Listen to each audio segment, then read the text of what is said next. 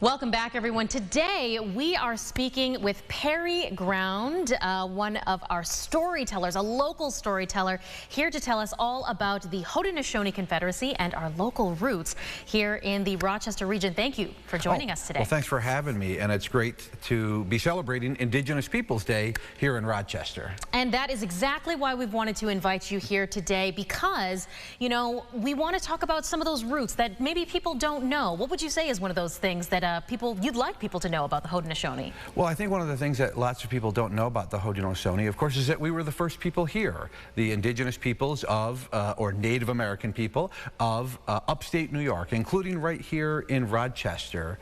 And the term Haudenosaunee is the name that we have for ourselves, and more people are becoming familiar with this term, which is great because it's part of our identity. It's part of who we are as Native peoples, even though most people are more familiar with the term Iroquois or Iroquois, what the French explorers called us when they came here. And one of the amazing things I didn't know before I started kind of looking up this topic, the oldest living democracy. Absolutely. And Haudenosaunee is not just one tribe, it's actually a collection of originally 5 and today 6 tribes, or sometimes we use the word nations, that joined together in this peaceful democracy, which actually was founded right here where Rochester is today. Part of our story tells how the man that joined us together, we call him the Peacemaker, landed near Irondequoit Bay when he first came to us. So this democracy formed right here where Rochester is.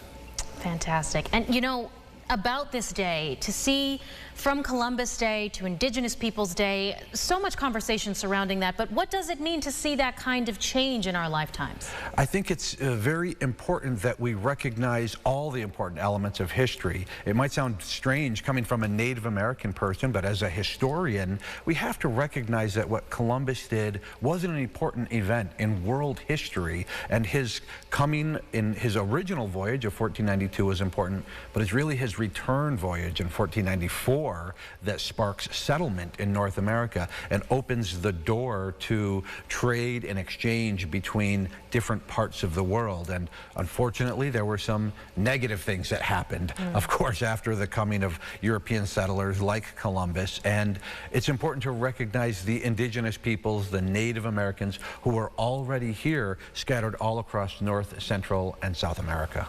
And we actually have some wonderful learning opportunities. We've got you here in your element today, but this is actually a shot of you at one of your teaching opportunities, something we're expecting for Indigenous Peoples Day. Absolutely, and I love to share the stories this way and make them very fun. And Strong Museum this year will be celebrating Indigenous Peoples Day and has invited me to come and share stories with families that will enjoy the museum as well. But there's a full day celebration.